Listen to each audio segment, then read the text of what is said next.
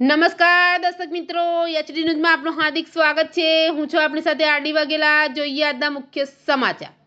અંકલેશ્વરના સરગમ કોમ્પ્લેક્સ સામેથી વિદેશી દારૂના જથ્થા સાથે બે ઇસમોને ઝડપી પાડતી એલસીબી.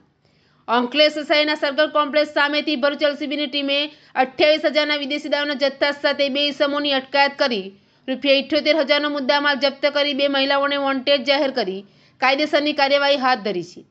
ભરૂચ એલસીબીનો સ્ટાફ અંકલેશ્વર વિસ્તારમાં પેટ્રોલિંગમાં હતો. તે દરમિયાન સરગમ કોમ્પ્લેક્સ સામે રોડ ઉપર બે ઇસમો શંકાસ્પદ રીતે એક મોટરસાયકલ સાથે બેગ લઈને ઊભા હોવાની શંકા જતા તપાસ કરવામાં આવી હતી.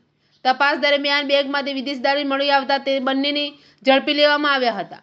પોલીસે બંનેની પૂછપરછ કરતા નવસારી જિલ્લાના બિલીમોરાનો ક્રિસ કમલેશભાઈ પટેલ, અંકલેશ્વરના તાળફળિયાનો મેહુલભાઈ મોહનભાઈ ચૌહાણ હોવાનું જાણવા મળ્યું હતું. પોલીસે 28,000નો વિદેશી દારૂ ઉપરાંત બે મોબાઈલ ફોન અને 40,000ની એક મોટરસાયકલ મળી કુલ ₹78,000નો મુદ્દામાલ જપ્ત કર્યો છે. તપાસ દરમિયાન બિલીમોરાની રેખાબેન પટેલ અને અંકલેશ્વરની લક્ષ્મીબેન વસાવાની સંડોવણી બહાર આવતા બંનેને વોન્ટેડ જાહેર કરી તેઓ વિરુદ્ધ શહેરી ડિવિઝન પોલીસ મથકમાં ફરિયાદ દર્જ કરાવી હતી. એચડી ન્યૂઝ સાથે રિપોર્ટ જયેશ પ્રજાપતિ, અંકલેશ્વર.